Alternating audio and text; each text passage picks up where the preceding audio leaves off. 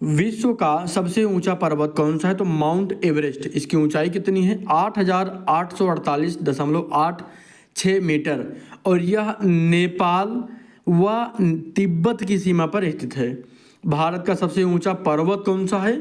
तो कंचनजंगा 8,598 मीटर। हिमालय की 3 मुख्य श्रेणियां कौन सी है? हिमाद्री, हिमाचल और शिवालिक। अरावली पर्वत श्रृंखला कितनी पुरानी है? तो लगभग 3.2 अरब वर्ष पुरानी। क्लियर है? चलिए आगे देखते हैं। भारत का सबसे बड़ा पठार कौन सा? तो दक्कन का पठार और यह त्रिकोणीय आकार का और दक्षिण भारत में फैला है। क्लियर है? तिब्बत को किस नाम से जाना जाता है? तो विश्व की छत कहा जाता है और इसकी औसत ऊंचाई 4,500 मीटर से अधिक है। क्लियर हो गया? अगला प्रश्न देखते हैं। रूपकुंड कहाँ स्थित है? बहुत बढ़िया प्रश्न है। रूपकुंड कहाँ स्थित है? उत्तर होगा उत्तराखंड। यह हिमालय की एक अल्पकालिक झील है। चलिए आगे देखते हैं। अगला प्रश्न क्या है? नीलगिरी पर्वत किस क्षेत्र में है? तो तमिलनाडु कर्नाटक के बीच।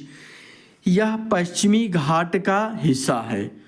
विश्व का सबसे लंबा पर्वत श्रृंखला कौन सी? विश्व की सबसे लंबी पर्वत श्रृंखला कौन सी? ये कहेंगे एंडीज पर्वत, दक्षिण अमेरिका। और कहाँ है दक्षिण अमेरिका में? इसकी लंबाई कितनी है? लगभग 7,000 किलोमीटर।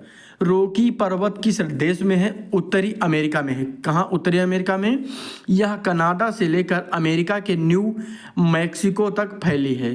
ठीक है, आगे देखते हैं। अगला प्रश्न, भारत की सबसे लंबी नदी कौन सी है? तो कौन सी हो जाएगी? गंगा। अच्छा, गंगा की जो ऊंचाई लंबाई है, गंगा नदी की जो लंबाई है, इसके बारे में अक्सर कहा जाता है तो 2,525 किलोमीटर। अक्सर परीक्षाओं में पूछी गई, इसलिए ध्यान रखना। भारत की सबसे लंबी पश्चिम की ओर बहने वाली नदी कौन सी? तो नर्मदा। यह सिंध और सतपुड़ा पर्वतों के बीच बहती है। भारत की सबसे छोटी नदी कौन सी है? तो तिरुवल्ला नदी केरल में है। और लंबाई की बात करें तो केवल ध्यान रखना, भारत की सबसे छोटी नदी की बात की गई है तो लंबाई करीब 2 से 3 किलोमीटर है। ठीक है ना? आगे देखते हैं। विश्व की सबसे लंबी नदी की बात की जाएगी तो नील नदी अफ्रीका में और लंबाई लगभग 6,650 किलोमीटर।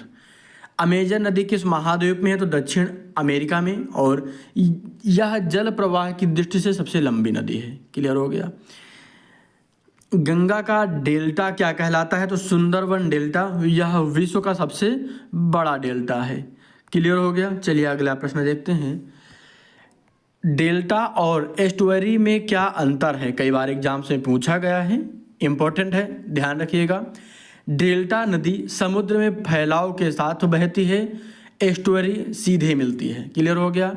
भारत की सबसे बड़ी झील कौन सी है? तो उलर झील। कहाँ? जम्मू कश्मीर। और यह मीठे पानी की झील और हिम नदी से बनी है। भारत की सबसे बड़ी खारे पानी की झील खारी झील कौन सी है? खारे पानी की झील कौन सी है? तो उत्तर होगा चिल्का झील। कहाँ है? उड़ीसा में। अगर हम व्याख्या की बात करें तो लैगून झील है और पक्षियों के लिए प्रसिद्ध है। आप चाहें तो इसका स्क्रीनशॉट भी रख सकते हैं, इम्पोर्टेंट है। और विश्व की सबसे गहरी झील कौन सी? तो बैकाल झील। कहाँ है? रूस में। और गहराई की बात करेंगे तो 1,642 मीटर और विश्व के ताजे पानी का 20% इसमें है। ठीक, अगला प्रश्न, भारत की प्रमुख जलवायु कौन सी है? भारत की प्रमुख जलवायु कौन सी है? तो उष्णकटिबंधीय मानसूनी। गर्मी, वर्षा और सर्दी 3 प्रमुख ऋतुएं हैं और भारत में दक्षिण पश्चिम मानसून कब आता है? जून से सितंबर। 75% वर्षा इसी मानसून से होती है। भारत में शीतकालीन वर्षा किस कारण होती है? तो पश्चिमी विक्षोभ। और राजस्थान, पंजाब, हरियाणा में वर्षा होती है, इसको अभी ध्यान में रखना है। आगे देखते हैं। भारत की सर्वाधिक वर्षा वाला स्थान कौन सा है? तो मौसिन राम मेघालय में है और औसतन 11,871 मिलीमीटर वर्षा होती है। भारत में सबसे कम वर्षा कहाँ होती है? तो जैसलमेर राजस्थान में। जैसलमेर राजस्थान में सबसे कम वर्षा होती है। यह मरुस्थलीय जलवायु क्षेत्र है। भारत में लू किस ऋतु में चलती है? तो ग्रीष्म ऋतु में। और मई जून में गर्म तीव्र हवाएं चलती हैं। क्लियर हो गया। आगे देखते हैं, चक्रवात किस दिशा में घूमता है? उत्तरी गोलार्ध में, वामावर्त, एंटी क्लॉकवाइज। कोरियोलिस बल के कारण दिशा बदलती है। और मानसून पूर्वानुमान कौन करता है? तो भारतीय मौसम विभाग। और इसका मुख्यालय कहाँ है? पुणे में है। इसकी स्थापना कब हुई थी? आइए आप कमेंट करेंगे।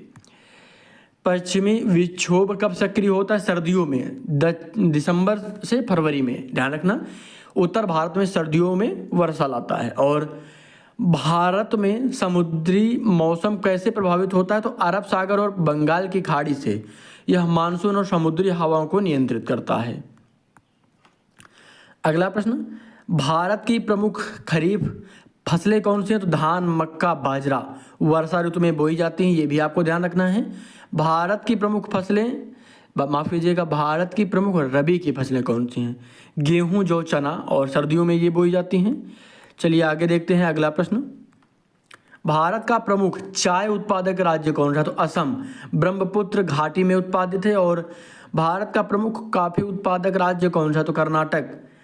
ध्यान रखेंगे, चिकमंगलूर और कोर्ग क्षेत्र प्रमुख हैं इसके लिए, याद रखना। भारत का प्रमुख गन्ना उत्पादक राज्य तो उत्तर प्रदेश चीनी उद्योग के लिए प्रसिद्ध है।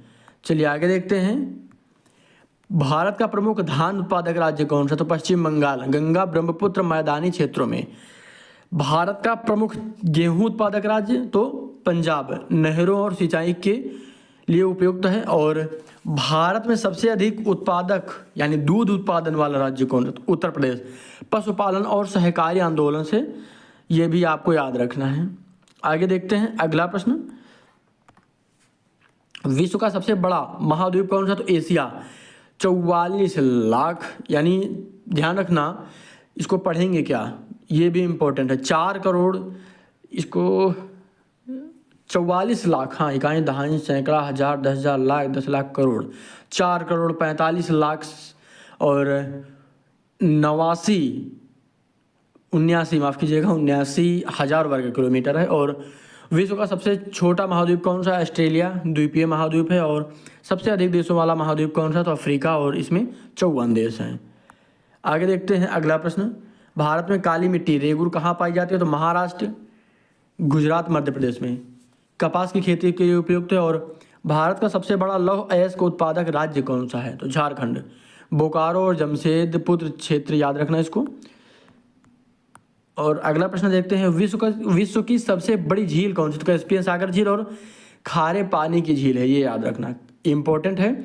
आपसे घुमा के ये भी पूछा जा सकता है, खारे पानी की सबसे बड़ी झील तो कैस्पियन सागर झील। रूस किस महाद्वीप में स्थित है? यूरोप और एशिया, इसको यूरेशिया भी कहा जाता है। ग्रेट बैरियर रीफ कहाँ स्थित है? ऑस्ट्रेलिया में। विश्व की सबसे बड़ी प्रवाल भित्ति, याद रखना इसको भी। और डेड सी कहाँ स्थित है? जॉर्डन और इजराइल। और खारे पानी, ये भी आपको याद रखना है, खारे पानी के जीव नहीं रह सकते। अंटार्कटिका किस गोलार्ध में? तो दक्षिणी गोलार्ध में। यहाँ स्थायी मानव बस्ती नहीं है। चलिए अगला प्रश्न देखते हैं, नॉर्वे में मिडनाइट सन क्यों दिखता है? तो ग्रीष्म ऋतु में सूर्य 24 घंटे दिखाई देता है। और जापान को लैंड ऑफ राइजिंग सन क्यों कहते हैं? तो पूर्व दिशा में सूर्य का दर्शन सबसे पहले होता है इसलिए। ठीक है ना। तो ये कुछ बहुत ही महत्वपूर्ण प्रश्न थे जो कि आपकी आगामी परीक्षाओं में भी आपसे पूछे जा सकते हैं। चैनल पर आप नए हैं तो सब्सक्राइब जरूर करिएगा और शेयर भी करिएगा। धन्यवाद।